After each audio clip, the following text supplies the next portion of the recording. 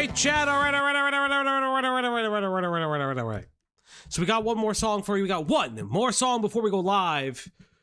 I need to see 07s in the chat before I play this song. Can I get a couple 07s in the chat before I fucking play this song? Because this song's going to be special. This is a world premiere on this broadcast. We have never done this song on this broadcast. So I need 07s in the chat from each and every one of you. This is a special shout out song. This song is a shout out to my main girl. I love Kim Possible a lot.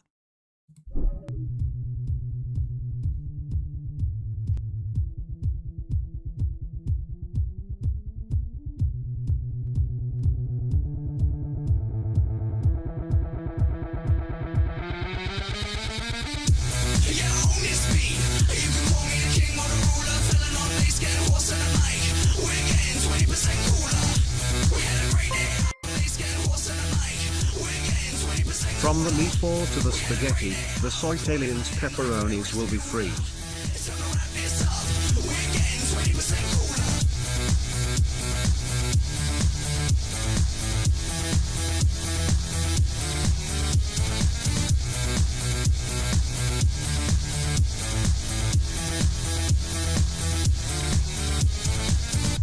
7 colors in your hair, get your boots on dear, cause we're going out there, don't care about the dress code, put it on, let's go, girls go wild, cause we're going out fresco, ha, no need to perform, hands on our bodies, gonna keep us girls warm, we need social reform, cause we're just so criminal, linguist subliminal, damage is minimal, top percentile, largest fraction, massive attraction, going on action, stop that, I'm gonna need a reaction, drop that, you already got your reaction, me, I'm gonna keep on smiling, you're gonna need restyling, I got the quote back from the jeweler, you're getting 20% cooler. Yeah, own this beat. You can call me the king or the ruler. Filling on bass, get horse in the mic. We're getting 20% cooler. We had a great day out, calling my name like Ferris Bueller. It's time to wrap this up. We're getting 20% cooler. We're getting 20% cooler. Now I'm expecting Beckett to show up. We're getting 20% cooler. We're getting 20% cooler. Reduce that trouble, there's an 8 or a 9 who think they're on my level like a rebel in a bunker, getting shot with a mortar. Bump up and down cause I think you're order. Place your hand on my thigh, don't be coy, I can hear you sigh. Grinding your hips, I'll be flashing my pink, and in 10 seconds flat, you'll be back with a drink. Whoa! Bring out the Bacardi! Swag that sparkle up in the party, tap that like a phone in a cold war room on the 3rd floor, knocking at my front door. Fuck that. I'm kind of a rarity, you work that dexterity. Lean back now, here's what I meant. Getting pulled out like 20%. Yeah, own this beat. You can call me the king or the ruler. Filling on bass, getting horse in the mic. We're getting 20% cooler. We had a great day out, calling my name like Ferris Bueller. It's time to wrap this up. We're getting 20% cooler. Clothes are 20% cooler on KP. Because yeah.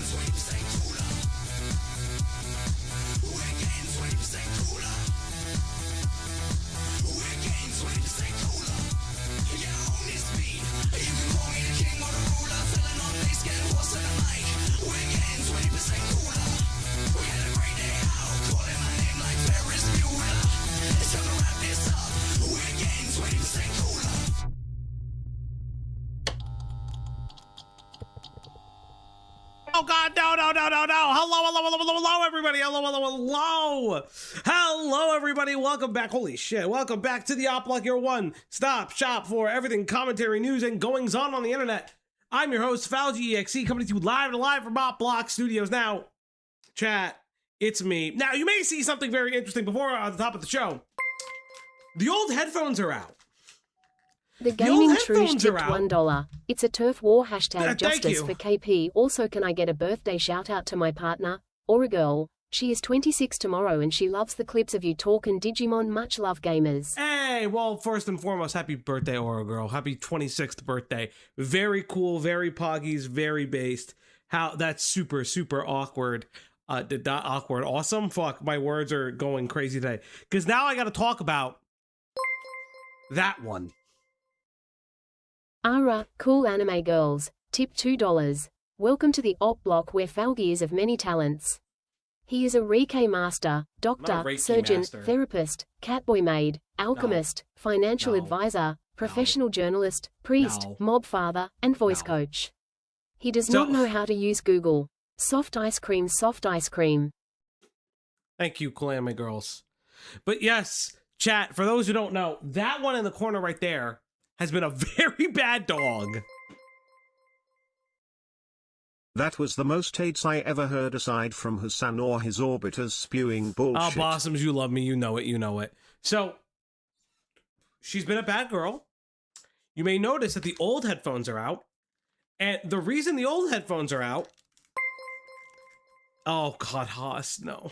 Based Hoss tipped $3.33. Play the song I'm Gonna Blow Your Back Out to Gachi Bass, Gachi Bass, Gachi Bass, Gachi Bass, Gachi Bass. TTS, fucking listen, I sent a fuck, give a fuck. I can't find it, so... Nope. Did you miss me, Falgi? No, I didn't Blue miss heart you. emoji, I didn't. soft serve ice cream emoji, soft serve ice cream emoji. She doesn't wear a blue fucking heart collar, emoji. that's the problem. I should get the fucking shot collar for her. Check the dog collar chat. You should know better than to discipline a dog on the internet, Fauci. No, so she ate my old headphones, so I have the old ones now. I have the old ones that push my hair down, which is fine. I don't really give a shit. But it's incredibly hilarious that I'm just like, so I walked in, she made a mess, I cleaned it up as always, right? And then I'm like, okay, why are my headphones down? My headphones are never down. I usually put my desk raised before I leave because I don't trust her. And yesterday, I trust her. Now, that was a mistake. Yesterday was a mistake. And she ate my headphones. So, it's going to be over the ear for a little bit until I can get new earbuds. Which is, I mean, not that hard. I just didn't have the time today. Was busy doing, like, personal errands and stuff like that. She did not do me a favor. Do not say, poor baby. No, because here's the thing. She doesn't eat the wires. She eats the buds. She eats the buds because she thinks they're fucking, like, blueberries or something. Every time she eats the buds. I don't know what the fuck is happening. What's your favorite adaptation of War of the Worlds and why is it the Jeff Wayne musical version? If you haven't heard it, it's your favorite now. No, that's not my favorite version. My favorite version is War of the Worlds featuring one Ice Cube. You know, of Are We There, that fame? You need Ice Cube in your life, chat. If you don't have Ice Cube in your life, I don't know what you're doing. But yes, she craves the macroplastic. It's not microplastic, it's macroplastic. Angie with the 3 months. Angie Angel became a member. Angie Angel celebrates 3 months of membership. Leia can do no wrong. That's not true. She's just a baby _silence. Angie, I like you. Don't do this to me. Here is a dono to condone her bad behavior. Metal Man, shut the fuck up. You cannot. She can't hear these. She can't hear these, motherfuckers. She can't hear your donos. She doesn't know. She just knows that you eat. Maybe music tastes good. Music does not taste good. Do not do this. She can't hear your donos, chat. She can't hear you when you pay. All she does is hear the treats. So if she doesn't get treats, she doesn't know that you love her, chat. She doesn't know that you care. Oh, no. No, Pinker. Falgi. When you get you model, we should do a cover of 20% Pinker, cooler. that's insane. Pinker, that's absolutely insane. Hello, Yen. What's going on? Thank you. I know I'm gay. Thank you. I know I'm very... Ah, fuck! I gotta give her a treat now. Well, this sucks. It's time to feed... Oh, God. We're getting more donos. Thank you, guys. The top of the show. She's just a baby. She didn't do anything she wrong. She did a lot of things wrong, free chat. Leia. She did so many things wrong, but it's time to feed that pupper. It's time to give her treats. It's time to feed that dog now. I can barely hear my voice. Everybody, it's time to feed that dog. These are noise-canceling headphones, and I can barely hear myself speak. Wow, I haven't spoken with these in a long fucking time. Use this money to buy her more earbuds to eat. I don't... Feed my baby! You know... Fuck you. You could be here, yelling at her, eating the earbuds. Chat, what are you doing? Jesus Christ, chat. Did I set this up right correctly? From Yeah, the bed to the trees, she needs to be set free. Hashtag Stop free Leia. this! My dog does not have a shock collar. Look, there is no shock collar. The Gaming Truge tipped $1. Dogo and Chat's hearts are connected full on Kingdom Hearts plot, but thank again for being a real creator here and tell Greg and Cloud we love him too. Hashtag justice for Opblock. Thank you. Yes, justice. Yeah, I guess there's an update for that. I have put my counterclaim in. It's been 2 days. You'd think that with Beckett's days before, KP would already have a lawyer ready on retainer. KP, where's my notice? Where is it, girl? Hashtag justice for Leia. She has never done anything wrong in her life. That's wrong. Leia is Chat's baby. You're mean to her. Hashtag free Leia. Yeah. So I know Hidden, Beckett and myself have already sent ours in. I'm going to be honest. The reality is that they probably won't get the suit. If anything, it's me, because I'm the closest. Which, go fuck yourself, KP, if that's what you do. Because you struck Beckett like 6 times. Can you sue him and not me? Why? Why would you sue me? I ain't doing it. I just have all your unpublished videos. You know, the ones that make you look bad and terrible. And you bitch about a 16-year-old giving you trauma during a story about sexual assault. You know, kind of crazy. But yeah, I think it's like 5 or 6 she gave Beckett, which is actually fucking insane, by the way. I think I remember correctly, like, one of the things she docked him on was their DMs. Like, he doesn't have a right to them. And also, KP, you don't have a right to any conversation over Discord because it's technically Discord's rights. It's like a whole big thing. So technically any call could be recorded and released.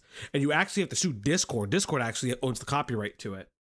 But, I mean, that's a completely different thing. But more importantly, yes, my counter notice is in. I'm still waiting. To my knowledge, the counter notice is currently forwarded over the last 2 days, which means YouTube has approved and seen the counter notice. I got an email as well because I sent an emailed version and it said, hey, we already see that there's a case in your name, so we're not going to send this version of the email, which is perfectly fine. I'm supposed to do both, so it shows that it happens. Leia, sit. I miss Cat. Ah, well, he's busy. What can you do about it? But thank you, Metal Man, for the 2. Thank you for the 2. So yeah, we're just gonna like keep going on. Like the channel didn't do anything wrong because we didn't. It's fair use. Everything was for critique. Everything was for the purposes of parody, critique, education, as well as criticism. Everything was transformative, and it doesn't take place or serve as a market substitute to our video that already exists. But that's pretty much it. I don't really... Do you have a P.O. box so we can send Leia all the earbuds to eat? I do have a P.O. box. One of these days I'll put it... I don't know where I would actually put it. Probably in the Discord somewhere. Like, I have a P.O. box. I don't check it for a period. Don't send perishable items, please. Again, don't send perishable items, please. Ready, I did see your DMs. Because I don't check the P.O. box regularly. I check the P.O. box like every 2 to 3 months. Because, I'm going to be honest, I go to the P.O. box and it's, do you have a physical location? Do you need cleaning supplies? No. I don't, Cisco, for the 15th fucking, like, Bible that you have sent me. It's terrible. Do not send cheese and or butter. No, send cured meats, asshole. Ah! Typical YT bringing up Are We There Yet instead of Friday for Ice Cube. Leia did nothing wrong. Check out They Came From Underground. It's a song from Max Anarchy. I do like Max Anarchy. There was I used to own a game. Now this is for my old heads and or like PlayStation 2 guys that like love old games that probably didn't get a lot of love. Anyone ever play Anarchy Reigns? I played the shit. I had that game as a kid and I played the shit out of it. I don't think I got past the second level. I'm pretty sure I played the same levels all the time because I didn't play the missions correctly. But I loved Anarchy Reigns and it was a really, really fun game. It was super duper fun. One of those like kind of games that like come out in the era of GTA clones, but they're not pure GTA clones. Anarchy Reigns is the prequel to Max Anarchy. Is it? Anarchy Reigns. Oh yeah, it is. Okay, so it's not this one. Oh my god, what was it called? It's not Anarchy Reigns. What the fuck was it called? I did play Mad World as well. What is Max Anarchy? But see, it's not Max Anarchy. I played it in... okay, hold on. Anarchy PS2 game. Was it State of Emergency? Was it State of Emergency? Maybe it was State of Emergency I played. Yes, it was State of Emergency, not Anarchy Reigns. I did play Anarchy Reigns and Mad World. I'm a big fan of Mad World. Anarchy Reigns is okay. Big fan of Mad World. I wish we got a little bit more of it, but sucks that we didn't. I know it like exists in like some weird limbo. But yeah, it's pretty much it. Obviously, hey, it's October. It's spoopy month. Shout outs to Angie in the chat. I watched because based on her recommendation. Also, shout outs to Mahi. They explained the lore of Splatoon to me, and I added the songs here because Mahi said that they were good. I like them. I like that the games actually have the games have lore to the fucking characters. Does liking the game online in time strangers make me a casual? No, it literally makes you a gogglehead. Fuck, what did my hair do? I haven't even, I know you haven't. You're get in my DMs and start explaining it to me. Like I said, explain it over dinner, Mahi. I already told you. I told you how this works. I need a whiteboard. Well, I need wine, cheese, and you. So let's make it happen. Jesus Christ, my hair is like all over the place today. I don't wear these headphones very often anymore. But yes, but Angie, I was watching, something like a almost 3-hour video on Silent Hill. I didn't really know that there were comics for Silent Hill. And knowing that, like, makes me feel so very weird about the franchise because, like, obviously it is based on Americanisms, but through a Japanese lens. So it is like very fascinating for me personally to understand everything. It was really, really cool. I definitely, spoiler for the Silent Hill 2 remake, if you haven't played it already, spoiler. I find the idea of a time loop in the remake game being a little wink and nod to the fact that James has to reconcile over and over in Silent Hill.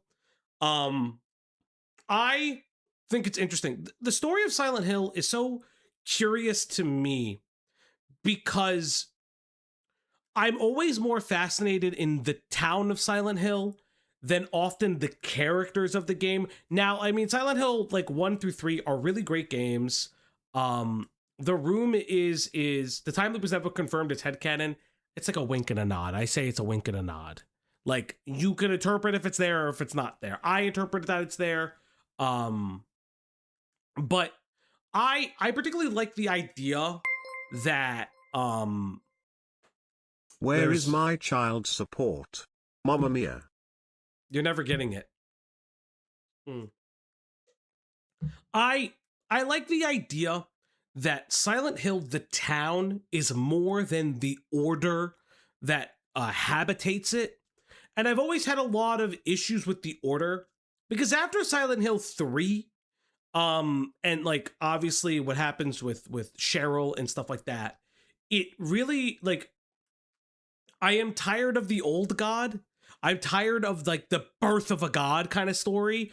I'm really more interested in how Silent Hill just exists and how it like perpetuates over a period of time. I think that that's far more fascinating in my mind personally than, oh, here's this order that is consistently, constantly trying to just birth an elder god. To me, it gets very boring after a certain time. And I think that that's part of the issues when it extended to Western studios, where the Western studios are like, well, we got to tie the main characters to the order in some way, because now we do that.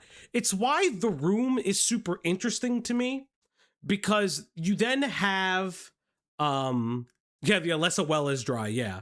The order really didn't have anything to do with 2. No, it does. It exists in 2.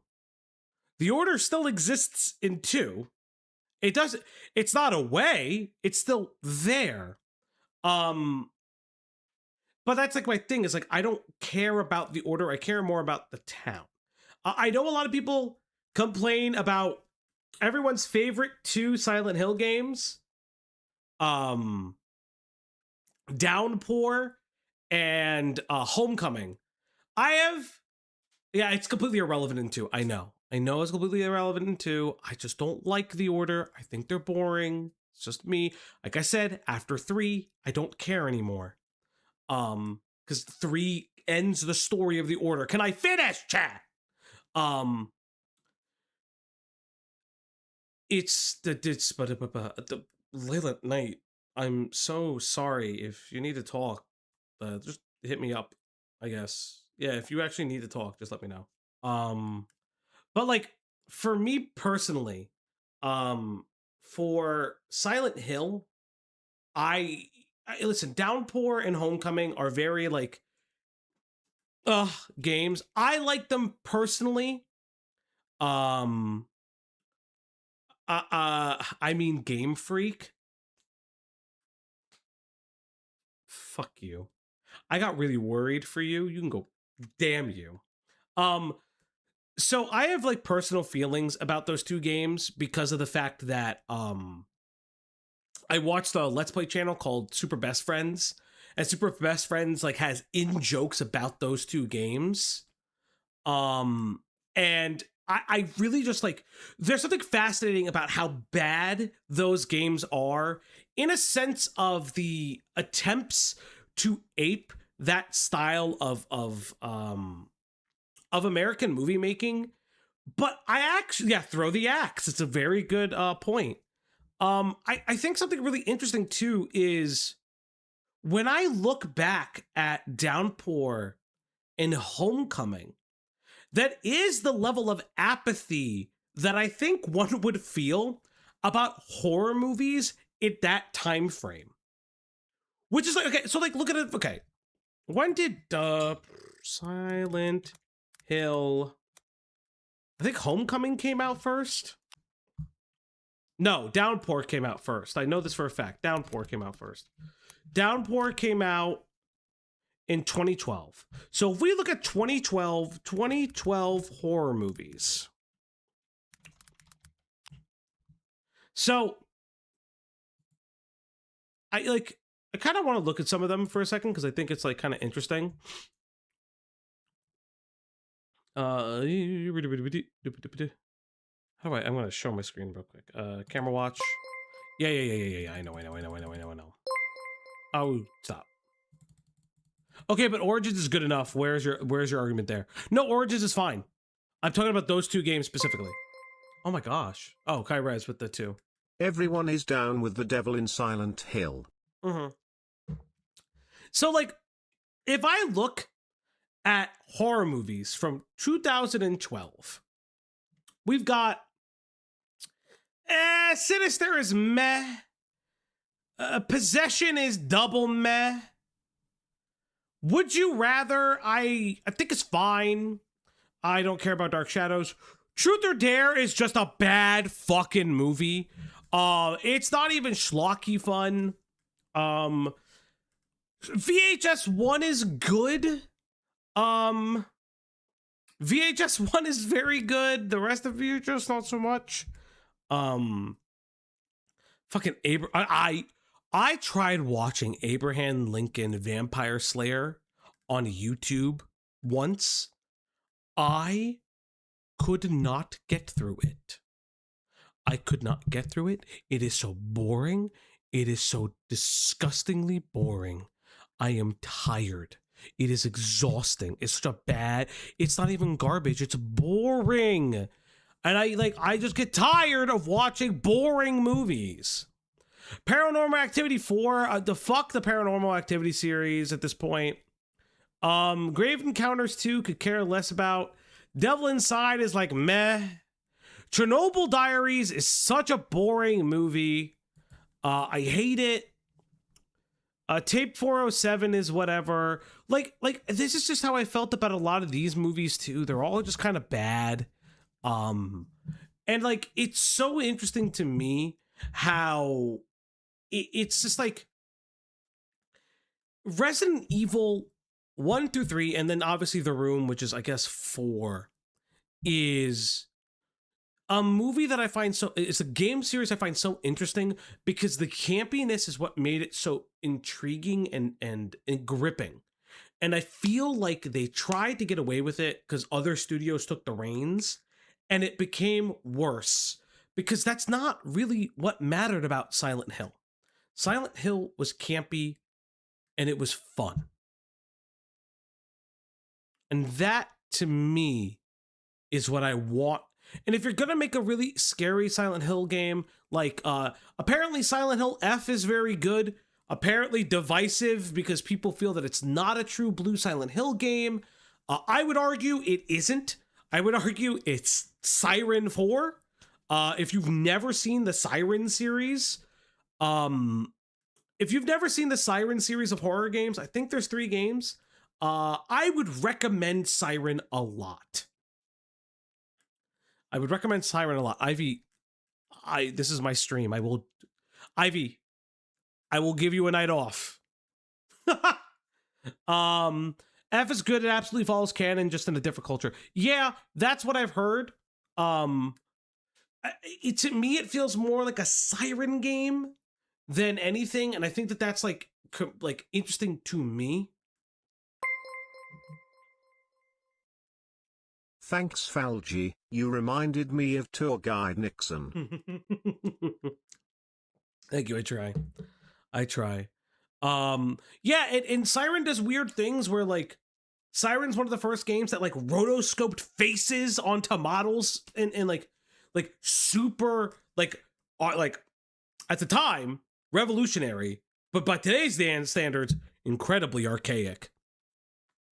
And so like yeah, Fran Bow is Fran Bow the thing that Vincent Martin likes? Is that the fucking but I don't even know what Fran Bow is. Maybe I don't know what the fuck I'm talking about. Fran Bow. Did you see they're releasing Fatal Frame 2? I've heard. I just don't really know much about it. Silent Hill F is connected to the rest of the series by the drugs in 1. That's actually an interesting choice. I actually like that.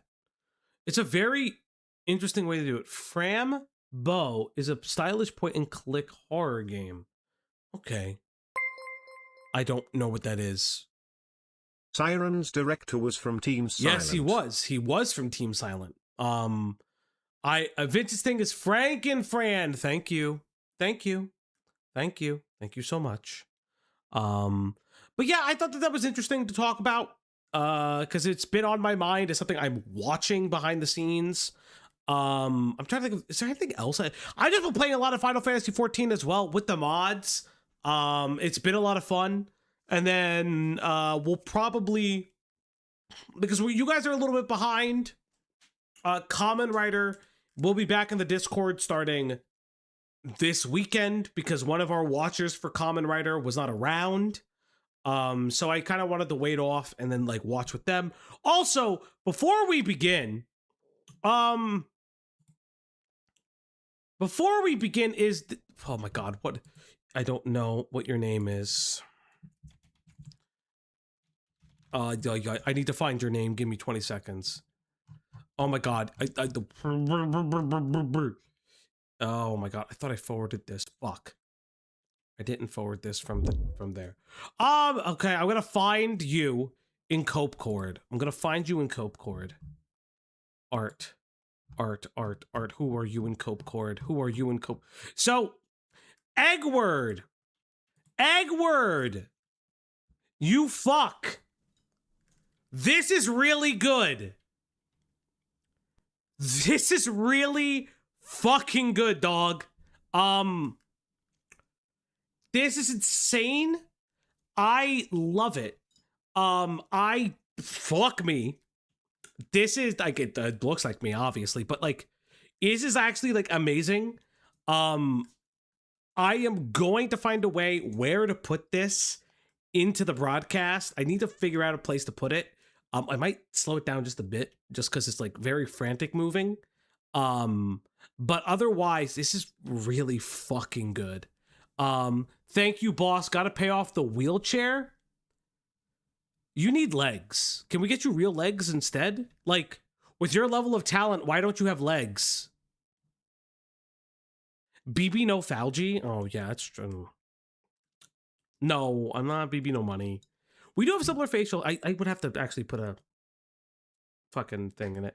Yeah, if you want to create a scene for... no, this is fine. If you want to create a scene for it, you don't have to. I saw you put like you gave me a green screened version, which I appreciate. I would actually use it like as a sticker. No, you shed on me in Copecord yesterday. Yeah, no, because I mean, get real legs. But that's sick though. This is really, really good. I'm very, very happy by this. Thank you so much. This is like fucking beautiful fan art. I also said this yesterday, chat. If you make art for here, if you make art for this broadcast, please, especially if you have Twitter, please, tag me on Twitter. Please tag me on Twitter because I really want to start like retweeting people's art. And I would love to just actually raw retweet it versus just like reposting it as myself. I do it. I don't mind it. It's not my favorite thing to do. I want to give you guys credit where credit is due. Like we have lovely community artists, Majunga Wumba. I know Majunga doesn't use Twitter. We have Len, who I convinced Len to use the Twitter because I was going to stab them.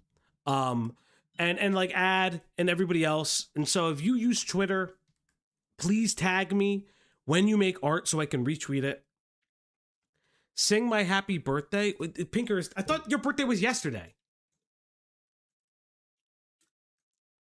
Pinker, I thought your birthday was yesterday. I'm pretending to be dead on Twitter. Yeah, you and Rose Malay, apparently. Hey, did you guys know that Rose Malay canceled on K-Huck because of a impromptu thing that they couldn't avoid? The person who's chronically online, by the way, chronically fucking online. And she fucking just stopped. Now, I know that Rose is doing the weird thing she does is where she fucking like weirdly like misrepresents her own transness, which I think is very bizarre of Rose. Because like if Rose is trans and has been like trans for years, so I don't know why she goes back and forth and like misrepresents the timeline on like HRT and things like that. Like I don't know why she does that. That's really fucking weird. Apparently she's also making a fucking movie on her life, which I think is incredibly fascinating. I don't know why she's doing these things. Rose, I believe you're trans. I don't think that it is what it is. But yeah. But that's pretty much it. But before we begin the Pyro tent,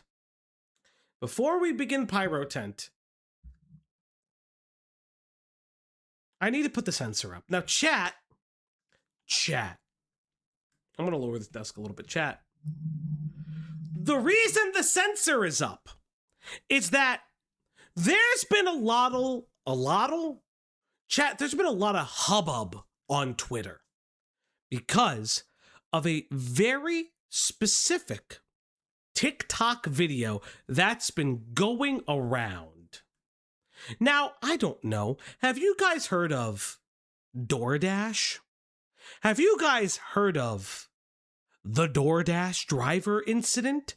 Now, I have mixed thoughts on it. I was arguing with somebody about it too recently, which I don't think there's any problem with arguing about it. But there has been some debate on the internet about it. So for those who don't know, let me pull it up because thank you, K-Huck, for sending me a version of it. Now, I can't show it because his wee-wee's out. But, yeah, I can't show this. Lady, his wee-wee's out! So, let's talk about this real quick, right? So I want to take the sensor off real quick. So, a DoorDash delivery driver is going viral after she was fired from the company after claiming that she was sexually assaulted while delivering food to a customer who was passed out with his pants down and the door wide open. Now, I want to make something very, very clear before we begin. Guy is passed out and his pants are down. Should he be passed out with his pants down? Probably not if he's awaiting food. But there's like a couple different things that I have like issues with. Obviously, one of the big things that I have an issue with is this idea that, because I was having an argument with somebody, and this is like kind of my thing. There's a lot of unknowns regarding everything, right? All we have is her side of the story and the aftermath after that. However, I don't think that this guy pretended to be asleep or slept with his pants down and noticed he had a female DoorDash driver. I use DoorDash regularly. I do. I don't typically see the face of the person, so I wouldn't know if she's pretty or not. I wouldn't know if he's pretty or not. Now, could this guy be a rampant pervert? Sure. But there's weird factors to it that I can't even tell what's going on with.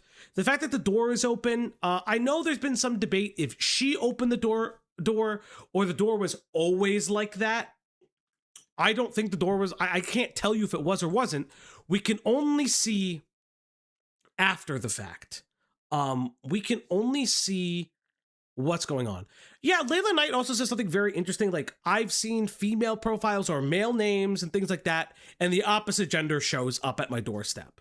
And that's like, there's not like, oh, transphobia, like no, like it'll be like Raheem is coming up to the door and he has his girlfriend with him, or one time I had somebody's kid drop it off, like a fucking 11-year-old. I will die before the government dictates if I can be pantsless in my house. Yeah, that's fair. But that's the other thing too, like, what if this was like a true blue medical emergency? Like for instance, like so here's where I lie on it, because I do think that this is an invasion of privacy. I do think that she's hella in the wrong for this. And this is my personal thoughts. If you guys remember the guy who drove up pantsless with cock in hand at like a McDonald's drive-thru, if you guys remember that specific instance, that was gross. That was a gross pervert who, he killed himself. I don't fucking give a shit. It's completely different because he's actively doing that. He's actively going there and engaging in his fetish doing that. Yeah, the goonicide. To me, I can't tell that that's what this is. And in good faith, I can't say that it is. because there's no evidence to the contrary. She didn't enter his house, though. Still films in his house. I believe she puts the food into the doorway, so she does cross the threshold. Say that as what you will, right? But like, again, if this guy, let's say for instance, he did this on purpose, he can go fuck himself. But like, there's no instance of him doing this. And from my understanding, this young lady went to DoorDash official as well as the cops, and nobody has moved on this. Now, her publishing this, in my opinion, I'm not a lawyer, but in my opinion, this seems like revenge porn. This is very targeted. It's incredibly targeted. Apparently, I think she also posted it on Facebook allegedly at one time. Not entirely sure how that works. I don't know if that's true or not, but I've heard that she has posted this elsewhere. Now, I understand that this woman could be very mentally ill. I can understand that maybe she really did think that he was doing this purposefully. Maybe there's some trauma as a DoorDash driver herself. There's potential that she has a history of potential sexual assault, or she's had customers who have done this before. However, there is no indication that he is not he is not within slumber, because like she is waiting for a period of time enough to film him, to effectively film him with enough time to do this. Because think about it. She has to, like, her phone's already out, right? But she's on the DoorDash app. She has to confirm the order is there. She then has to pull her phone out. She then has to film herself, film him. And in all of that time frame, he does not move. He does not wake up. Was she fired before or after she posted the video? So from my understanding, she was let go during some time frame after she sent the video to DoorDash, but I'm not entirely sure. Apparently they suspended both accounts. I don't know how consistent that is, but like, again, my whole thing is I have an issue with a lot of the way these things went down. She would have had to do a series of things, and if he is not waking up at any time, why she is filming this for the purposes of publishing it. Maybe he didn't hear it, maybe he did hear, but it's like, it's very interesting to me. He would only have a misdemeanor if she's telling the truth. She can go as a felony no matter what. Yeah, like this is pretty fucking crazy. Yeah, I have DoorDash's statement from K-Huck. We'll actually get there, but let's look at a little bit of this video. I want to put the Leia sensor back up so I can skip the first couple minutes of the video without her showing his wee-wee. So she says the guy's name. It says, man named Austin orders DoorDash, selects the option to have order left at door, sees his DoorDasher, me, has a female name, falls asleep on couch with his pants and his underwears around his ankles. The whole door open at 59 Fahrenheit weather. See what happens if I leave the order. Now, again, this was another thing I would think too. That's a goal, by the way. Making Christmas, making wait, wrong God, holiday. No. Thank you. And that's our goal. It's time to feed that pupper. It's time to give her treats. It's time to feed that dog now on the Uplock stream tonight. Everybody, it's time to feed that dog. There you go. There you go. Thank you. Yeah, so this is a couple different factors for me. It's the assumption that he does this with a female name. Now, I've had DoorDash. There's a potential that the DoorDash order was, could have changed hands. It could have not been initially a female. We have no idea when this guy fell asleep. So let's watch it a little bit and let's find out what she has to say. So it is a clear view of his home. I see his computer. I see him asleep. His pants are down. Thank you for that. That's fucked up. His door is wide open. She says that's fucked up. Now let's get the Leia sensor down. Let's look at it for a second. Hey guys, so DoorDash just deactivated me 2 days after I reported my sexual assault. Hey guys, I just lost my job, and they won't tell me why. They're supposed to send an email immediately after deactivation providing you the reason why and a link to appeal. You sent them to man's hog. By the way, but again, we'll get there. Yes, it's not necessarily SA. It's sexual harassment by any means, but we'll get there. And they didn't. So I contacted support, and they made me sit on the phone with them for 50 minutes just to tell me that they can't tell me the reason why, and I have to just go ahead and appeal without knowing why. So my chances of getting my account back, they have my money in that account. I was working. I was literally working, and they deactivated me. This is related. They just punished me for posting about my sexual assault. In no space does the guy wake up. You posted it online. Like, what you did is fucked up. Now, if he is awake, if he is lying about that, it's equally fucked up. Don't get me wrong. But like, how do we know Falgi is wearing pants? I have pants on. I actively have pants on. While door dashing. They just fired me! And the police are doing nothing! I lost my job! And that was my only way to make money to pay my bills! 3 days ago, October 12th, 2025, I was a victim of... Okay. Let's highlight something for a second. I'm going to be honest. DoorDash should never be your only option for money. That is an insane thing to do. You are a contractor. It is not a full-time job. Do not do that to yourself, girlfriend. That is a very bad idea. I can fix her. I don't think you can fix her. Yeah.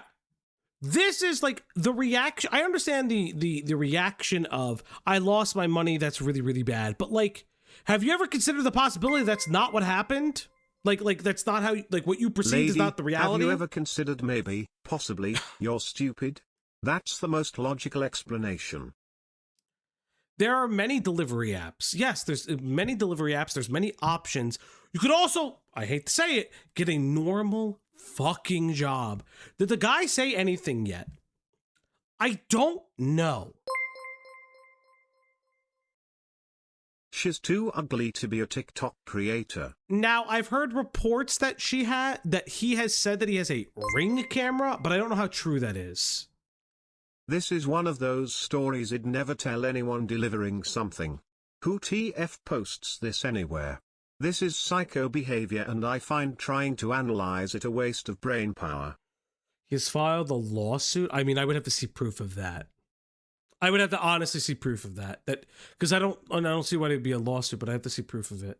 SA by a DoorDash customer while I was doing my job as a DoorDash driver. Excuse me if you've already seen this. This is my third time posting this because TikTok keeps silencing me and taking my videos down and giving me strikes. So if I get... Because you posted the Ring camera's AI? Okay. I haven't seen anything, to be fair. I'm going to tell you this right now, girl. You are posting a man nude. TikTok does not like that. I'm telling you this now. One more strike, you guys. I'm just letting you know right now my account is going to be banned. So I'm going to try to word this as chill as possible to avoid getting this video striked. So on October 12th, 2025, the DoorDash customer requested that their order be left at their front door. When I arrived at their front door was wide open. Their lights were on. And they were sleeping on the couch within eyesight of the front door with their pants and underwear pulled down to their ankles, and they were indecently exposed to me. I got this on video, and I'm not even going to be posting the video clip anymore. Why are you leaving out that you said that he was sleeping? Why are you leaving that out? So you're retelling it again inappropriately. Also, what if he was in cardiac arrest? What if there was anything wrong with this guy? You didn't take any of the due diligence to even check if he was okay?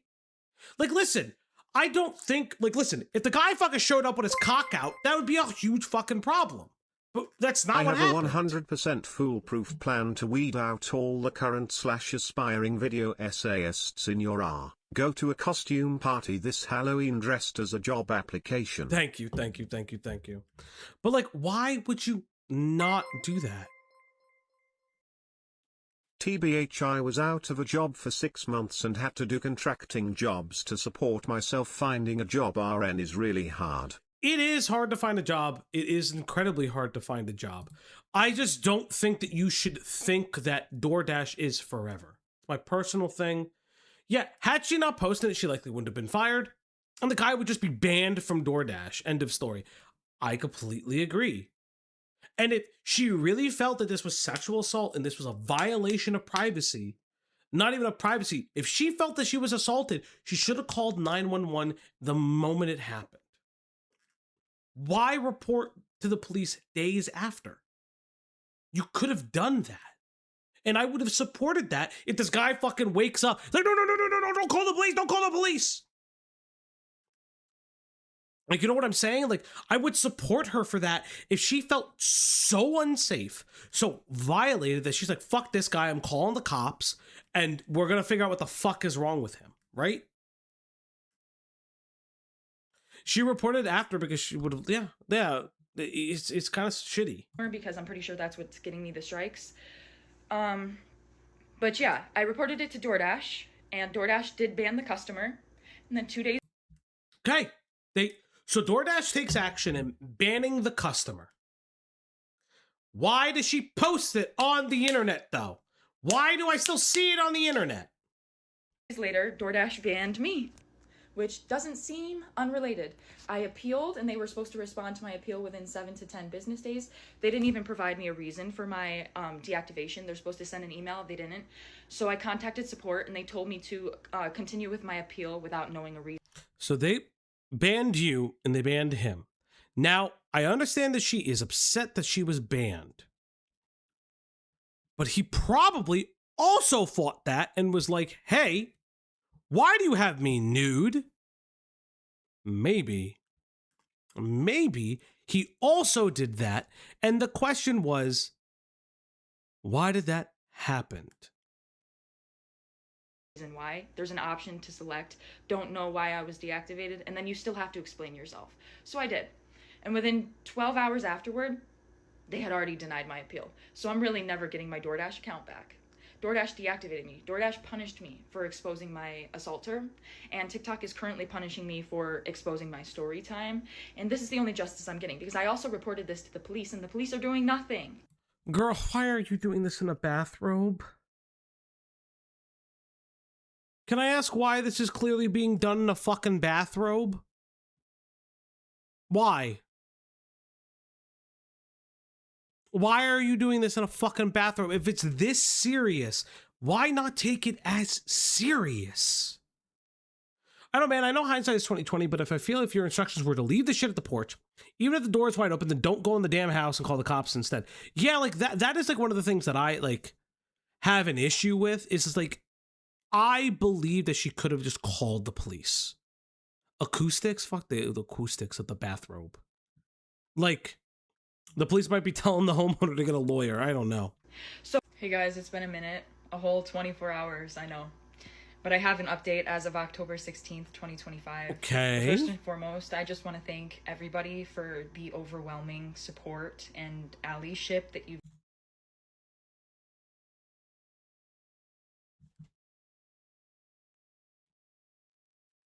Okay, maybe she needed that DoorDash. Allyship? Not allyship? Maybe she needed that DoorDash job. Just trying to see why. Shown me. It's really making me feel so validated and seen and heard. And that's really helping me through this tough time. So I just... Okay. I mean, again, like, this is the thing, because I remember this with Kendra too. Well, you know, thinking about this, and I think about Kendra, where it's like, I understand and try to validate their experience, but also recognize that, like, it's not based in reality. From what we can tell, it isn't faced or based in reality at the current moment in time. That's always like my issue with this. It's like I said this to somebody, Lockwood, and I really feel this. Like, I do feel, and I'm not doing the whole guys thing, yada yada yada, guys' rights, yada yada yada. If that had been a woman who was undressed for a variety of reasons, and a man had done this, it would be immediately seen as revenge porn, no questions asked. And I do feel like there's a double standard here. Now, I completely understand that there are women in the service industry and in any industry who have been groped, assaulted, and everything else under the fucking sun. But I think discounting the possibility that he is a victim of revenge porn and discounting the possibility that he was actually asleep is pretty shitty. Want to let you guys know I really appreciate the outpouring of support. So the update is, last night I was made aware, a bunch of people started commenting on my pages. I blame women for all of the wrongs of the world. I disavow that, but thank you, I guess.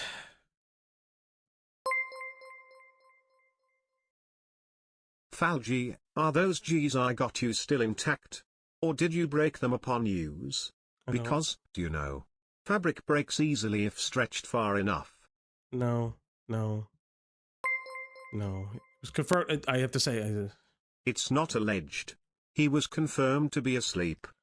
I don't know how you confirm it if... Okay, so the only confirmation would be his confirmation. So he's alleging that he was asleep, unless a third party walks in and confirms he's asleep. She also says that she believes he's asleep. Yada yada. She posted the fucking video. I know. That DoorDash made a public statement about me on their TikTok story. Jesus Christ, guys. You guys are into it. If you see the door open, do not go in. This is how you die in a horror movie because the slasher would still be in the house. Yeah, that's true. And on their most recent Instagram post in the comment section. And I'm not going to speak too much further on details, but what I am going to say is I and the entire rest of the world found out why I lost my job at the exact same time. I didn't find out before you guys. I'm just letting you. Could you have not put the context clues together? I'm sorry. Okay, this is fucking stupid. Could you have not put the context clues together that you lost your job in relation to doing this? Come on. Sister, come on. Like, of course. Trauma doesn't justify psycho behavior. My mother beat me as a kid doesn't mean I get to pepper spray random women that come near me. You better not be fucking pepper spraying random women, Axis, or I'll fucking beat you. But thank you. Thank you. Know this right now. The people that saw their public statements and made me aware that they made those public statements knew why I lost my job before I did. Because I went and I checked my email once I was made aware that they made those public statements, and they sent me the deactivation email around the same time they released the public statements, like literally within the same hour. So they sent me my deactivation email explaining my reason for being deactivated a whole 24 hours after they deactivated me, and a whole 24 hours after I already submitted my appeal, and about 12 hours after they had already denied my appeal. They finally... Okay. Do you all not enter the doors of open homes? I take all their bread and cheese. Thank you, Rodden, you fucking bastard. Yeah, you could take my bread and cheese, you little fucking twink. Thank you, Rodden. They sent me the email explaining why they fired me. Yeah, if you didn't connect the dots, I don't know what to tell you. That's my issue with this. Falgi caused this. I can't prove it yet. That's okay. I cause everything. Falgi, would you agree that she deserves to be sued or jailed for slandering someone? I feel like she should be charged for revenge porn. I personally feel that. I think that this was incredibly ill-sighted, and I feel like this was incredibly stupid. Even if this was... Yen became a member. Even Yen if it was celebrates right. 7 months of membership. What are the strongest days of the week? Saturday and Sunday. The rest are weekdays. Boo, Yen. Boo, Yen together. But thank you for the 7 months, Yen. God damn, 7 months. Fucking really? Christ. it's just like it is like absolutely insane. So I and the rest of the world, we all found out why I lost my job together. That's the update. I don't know if it would be okay. No! She's the type of person to say telling someone not to put themselves in a dangerous situation is victim blaming. Yeah, maybe. I mean, again, this is not to discount the experience that women like experience in the food industry. It happens. It happens in fucking my job too. Like, this shit sucks. But like, so DoorDash put out a statement. So let's read this statement together so we can figure out what the... Yeah, he wasn't really facing the door. He is completely like he's asleep on his couch facing the door, but he's not like standing up. Holy shit, guys, we've hit another fucking goal, by the way. You're telling me it's not normal to welcome guests with pants down, hog out? Oh. Platinum, no, you should only do that with me, buddy. But thank you guys for hitting the goal What's already. What's a witch's favorite school subject? Spelling. Jesus Christ, but chat, it's time to feed that pupper. It's time to give her treats. It's time to feed that dog now. On the Uplock stream tonight. Yes, everybody, it's time to feed. Oh my God, that dog. Doctor, my knee turned into a strawberry. Don't worry, sir, we have some cream for that. Why did it say it with such conviction? That is actually insane. Why did it say it with such like hard conviction? All right, so let's read this. Yada. We've seen some tough and sensitive posts over the past few days, and we want to clear the air. So this is from DoorDash officials TikTok. No one should ever have to experience sexual assault, harassment, or abuse, and DoorDash never deactivates someone for reporting it. Full stop. We take these reports incredibly seriously and work closely with law enforcement to investigate and support those affected. In this case, the Dasher let us know about an experience that made them feel unsafe. And that's exactly what we always want Dashers to do. Our team immediately began investigating and has been in direct contact with law enforcement and is prepared to fully support any of their efforts. However, posting a video of a customer in their home and disclosing their personal details publicly is a clear violation of our policies. That is the sole reason that this Dasher's account was deactivated. Along with the customers, while we investigated, we have also ensured that the Dasher has full access to their earnings. We know that these are sensitive situations, and we want every Dasher to know if you ever feel unsafe or experience something concerning, come to us. We're here to listen and support. I don't think there's anything more to this. Now, I've also received other information regarding this story. So let me grab that from Slug. So this is Hot 97. Reject all optional cookies. Hot 97. Social media user Livy Rose Henderson posts under TikTok handle @IRL Monster High Doll has publicly alleged that DoorDash deactivated her account just days after she reported being sexually harassed. Notice how everyone's saying sexual harassment and not sexual assault. Just want to point that out. Raising questions about gig worker protections and corporate transparency. Henderson, a New York-based delivery driver, said the incident occurred on October 12, 2025, when she arrived at the customer's residence to leave a contactless order. She claimed that the customer was exposed on his couch with his pants down and underwear down, and that the encounter was captured on video. I'm a victim of sexual assault. We read this, yada, yada, yada.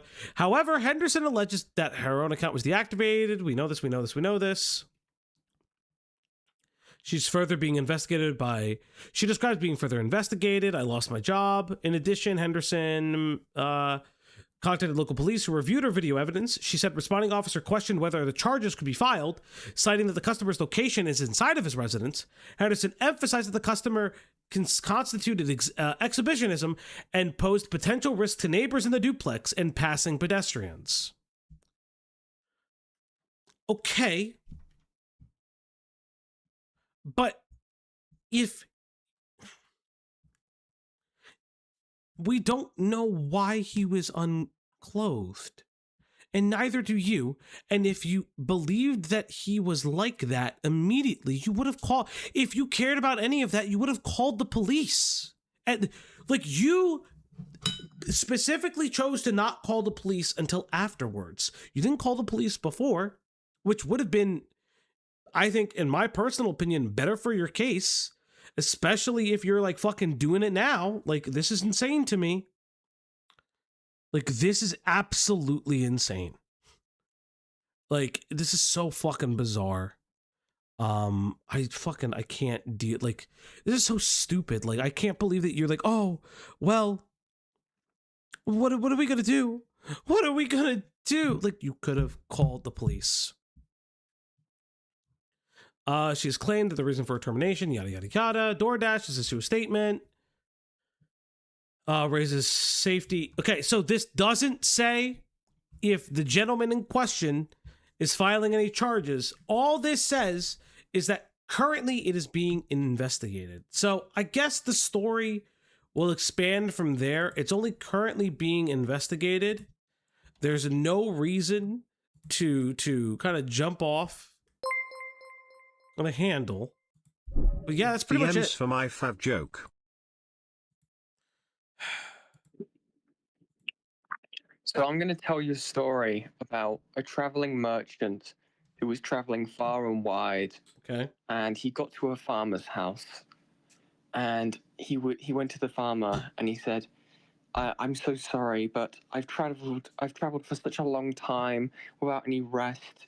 I'd be willing to work for you if you would just let me stay the night. Please, I've been traveling for so long." And the farmer said, "Don't worry, my child, we are a house of God. You may rest here and recuperate for all you like." And the traveler says, No, I couldn't do such work. I couldn't do it for free. I'm gonna speed this up because this joke sucks. "Let me work for you. Let me do something for you. I can speak with animals." And the farmer's like, "Yeah, of course you can, right?" And then you tell it, as he would, he was like, he didn't believe him. Then the traveler, like, it goes to the next day, right? And the traveler goes and he's talking to the horses. And the farmer comes out to see him and he says, "What are you doing?" It's like, "Oh, did you change the bit in the horse's mouth to ivory?" And the farmer says, Yes, I did. How did you know?" "Well, it's been causing them a lot of discomfort recently." And the farmer's like, "Well, thank you so much for that. I really appreciate it." And then the traveling merchant, he goes over to the cows, and then the farmer comes over and says, "Well, what are you doing? What's wrong with the cows?" And he says, "Well, it seems that you have the pressure too high when you're milking them." And the farmer says, "I was wondering why they were always so stressed out. Thank you.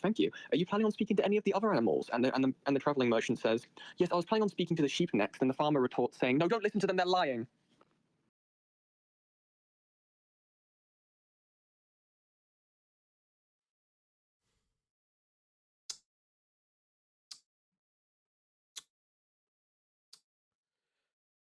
Classic British people fucking sheep joke.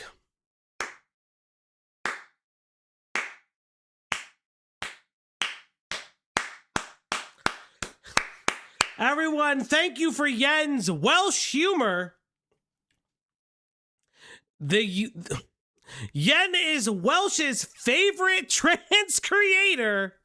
Everybody give it up for Yen. Congratulations, Welsh. Say the name of the town, Yen. I know you can do it. Say the name of the town. Oh, chat. Did you like it? No. I didn't like your joke. I really didn't like your joke. It was incredibly boring and suspect. Make my video, Yen. I need new content to cover. Thank you. But yes, everybody, I think it's time. Let's get to the top of our show.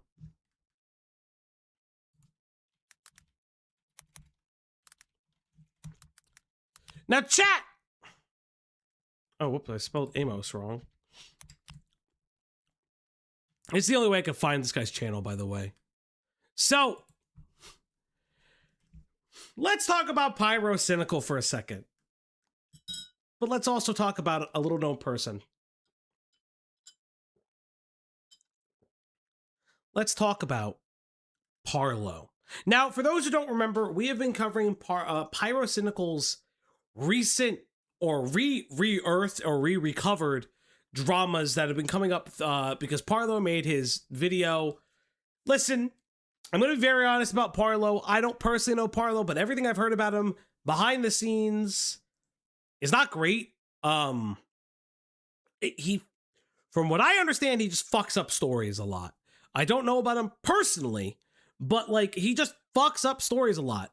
I also know about the recent arrests that have been going on regarding Parlo and the whole dupe situation, previous investigations where he may or may not have flirted with a grooming victim that he was allegedly helping. They may or may not have lied about their age, at one time being 12, alleging that he had CSAM on his computer, which is fucking insane, by the way. But none of that matters because about a month ago, Parlo finally, after a year of teasing it, released his Pyrocynical doc.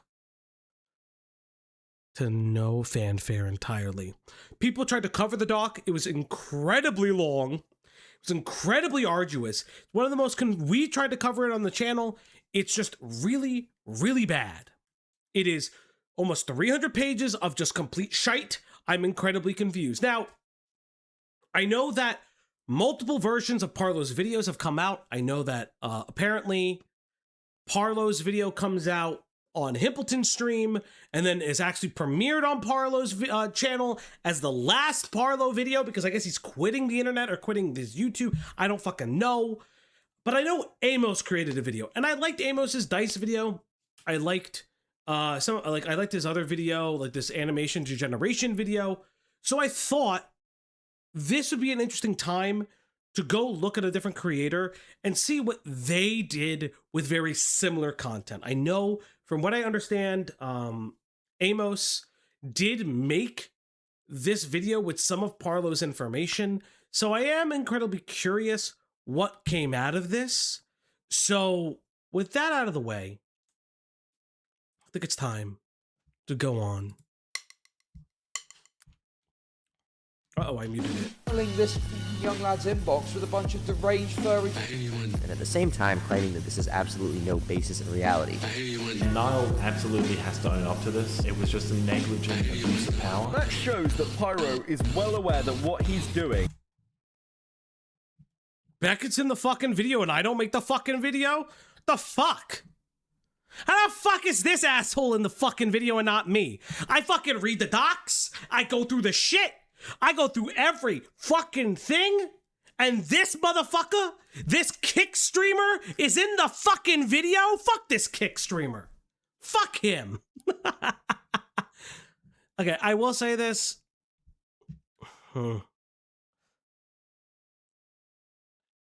I think Amos's videos are fine. I don't like the edits. I find the edits to be very Zoomer coded, but it's weird. Would you ever talk about this massive L? I don't know. is not good. When I was 19 and 20, I liked to take part in this degenerate furry roleplay with pretty much anyone that would reciprocate. In retrospect, I never should have continued the furry stuff with him once I learned his age. Keem is now trying to spread even more bullshit, saying that I'm dating underage girls. In 2016, Keemstar released a fateful video about a 14-year-old French girl. This coverage became... Now, we've covered the 14-year-old French girl. I've come away saying that completely the 14-year-old French girl shit is very, like, crazy. No clout for you, Kumgi. You owe me child support. A terrible baby daddy.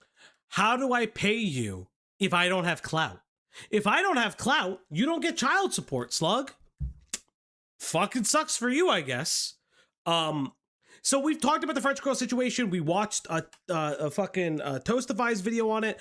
I've come away with the fact that the French girl situation is really, really fucked and a very weird, like, hop skip over in Pyro's career. I personally think that they passed around a fucking minor between him and his friends, and she would eventually end up in the arms of a 20-plus-year-old man who would sexually abuse her and violently, like, molest her. That is what happened. No holds bar. became a huge meme within the commentary community as he was unable to get his facts straight. The messages he showed involved Pyro's short relationship with a 14-year-old girl and his willingness to wait until she turned 16, seeing no problem with this behavior. 4 years later, Pyro was accused of grooming by Ivory Rasmus. The allegations consisted of degenerate fat furry DMs and other conversations. Wait for the expose video. I'm getting the child support. Please, I'm begging you, stop. Okay.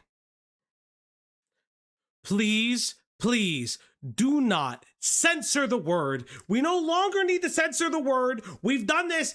YouTube told... I gotta fix my hair real quick. Hold on. YouTube told us that we can uncensor the words now. Uncensor the words! I hate when we do this. I hate when we do this. I hate when we do this. You can uncensor the word grooming. You can uncensor the word grooming. You can uncensor it. How do you think the fucking dog lady who does the haircuts, the girl with the dogs, does it? Huh. We'll get into later. The point is, Pyro was talking to a 16-year-old for over a... Listen, it's fine. I don't like, this is not me hating Amos. This is just like, I hate this. I hate that, like, I hate this like fear of saying words. I say grooming. I've said grooming, cunt, pussy, ham wallet, cocksucker, pedophile, nonce, fuckface, cunt rocket. I've said multiple of these words. Video doesn't get limited at all. None of it happens. Now watch YouTube limit this video. Watch YouTube. No, I'm not saying the N-word. That's fucking insane. Year knowing their age. Unfortunately, this situation snowballed into massive amounts of misinformation being spread. I love grooming, smiling face emoji. I'm being a domesticator. Wait, I have a question for you. Does the TDS say cunt?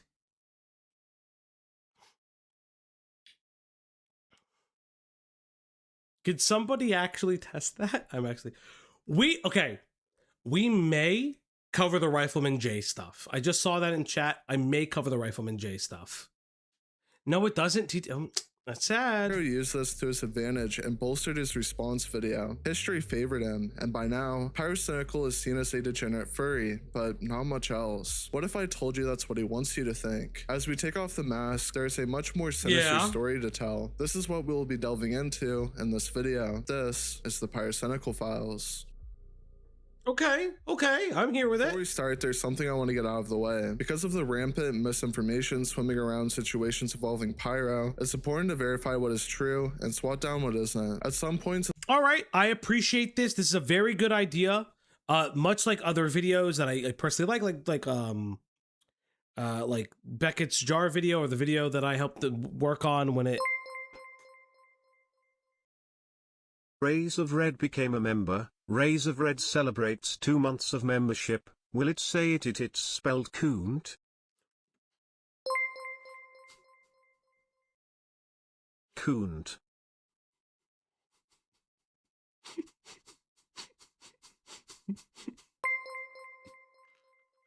No, we can't fucking say it. I hate it even more. I don't like that at all. I don't hate that. I hate that. In this video, I will be verifying seemingly obvious details and information in pursuit of this goal. Let's rewind to 2016, a year full of content that isn't as good as you remember looking back. Leafy, Keemstar, Colossal is Crazy, iDubbbz, and of course, Pyrocynical. I won't bore you with his rise to fame for the sake of ad revenue, but it is important to note Pyro's relevance in the commentary community at this time. This led to beefing with Keemstar, causing these allegations to first come to light. I'm gonna speed this up because we do know. Ara, cool anime girls. Tip $2. Cunt is illegal in Super Chat. However, what about her? Cunt. So you can say that word in Stream Elements. I feel like you've given you guys too much power. Tip to Stream Elements today, I guess. When you cover Rifleman J, you will love my stream confronting him. It's beautiful. Also your son, Mario, misses you. If this goes red, I'm taking the other ball. It's not gonna go red. I'm telling you right now, it's not gonna go red. Specifically, Pyro's short-lived relationship with a 14-year-old French girl who he wanted to wait for to turn the age of consent. Yes, so this was the craziest part. He talks about waiting for her to turn the age of consent. I think that that's really fucking weird to date somebody for the age of consent. That is bizarre. And the fact that nobody talks about that and they got swept under the rug because Keem did a bad job at perpetuating the story is insane. Then remember, one of the other things too is that the standard of commentary at the time was that one of the reasons that Turkey Tom got shit because Turkey Tom made a Google Doc. Now again, I think he embellished a little bit, but one of the things was that you don't make Google Docs. Like creators didn't at the time. tipped $1. Oh, cunt. What do you call a sleepwalking nun? A roaming Catholic. Did you hear about the passionless baker? He does really care about his work, he just needs the dough. Did you hear about the guy who broke his piggy bank? He beat it scentless. Why? Just why? Thank you. Managed to weasel his way out of these allegations through memeing Keemstar's repeated inconsistency concerning them. On March 22nd, 2016, Keemstar DM'd Pyrocynical asking about the French girl, to which Pyro denies the allegations. A while later, Pyro posts a rant against Keemstar. Jesus Christ, Tobuscus rant? What a weird thing. Hey, here's this guy who's like accusing me of being a pedophile. Also Tobuscus though. Passing his coverage of the popular creator Tobuscus's rape allegations. Compared to how tense things would later get, this video was fairly lighthearted with fair criticism sprinkled throughout it. In response, however, Keemstar dropped multiple Twitter videos, including the infamous "I have files on top of files" clip. He directly threatened to leak the allegations of.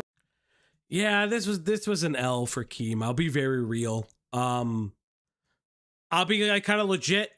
If you are going to say I have this, and you are not able to have that ready in a concise and consistent manner, it fucks up. For being criticized, already painting himself to be motivated by emotion and potentially unreliable. Unfortunately, Keemstar made it even worse though, repeatedly flipping the ages of the French girl, unable to be consistent with the allegations, making them seem even more flimsy and potentially even fake. In response, Pyro drops my experience with Keemstar, harping on his inconsistencies and claiming the entire story to be bullshit. This story is total bullshit. I know exactly the 3 individuals who told Keem and even got in a Skype group chat with him. Unfortunately, I can't name these twats because that's exactly what they want, attention. But in case you don't believe me, I have a DM conversation between one of the individual's ex-girlfriends who's shown that he actually has no idea what he's talking about, and he's literally just making stuff up to spite me. 2 days later, Keemstar posted DMs between Pyro and the French girl on Twitter. Pyro tweeted out, "I see no problem waiting for somebody to reach the age of consent," as if not understanding the prior relationship makes this very wrong. He then flees to his subreddit, a hug box obviously blindly supporting him, for his full response, where he passively admits the DMs are real. Despite admitting their validity, Pyro simultaneously denies they were ever dating, even though the DMs prove them to be. Pyro also claims she was. Yeah. And that was the other thing too. Pyro denies certain parts of the story. He did it last time too. But it's inconsistent with the fact that, like, even with the Ivory stuff, he is talking to Ivory, he's aware of Ivory's age, and at the certain point where he's legal at 16, and I put in quotations, but never does he think, oh wow, I was talking to this person and flirting with them and sending all this sexually explicit content when they were underage at any time. And then, like, negates the fact that he attempted to fly them over, which is the completely different story. Was 15, despite Lou's insistence, and proof from publicly accessible posts at the time that she was 14. The relationship itself lasted 2 weeks. Hey, Metalman! Oh, fuck me. Metalman tipped $3.33. Have a dono, you cunt. Cunty cunt.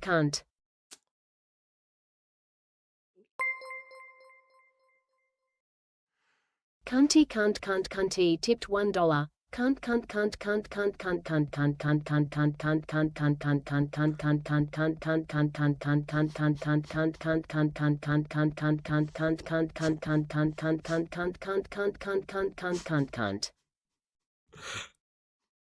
Cloudy's gonna come on here later.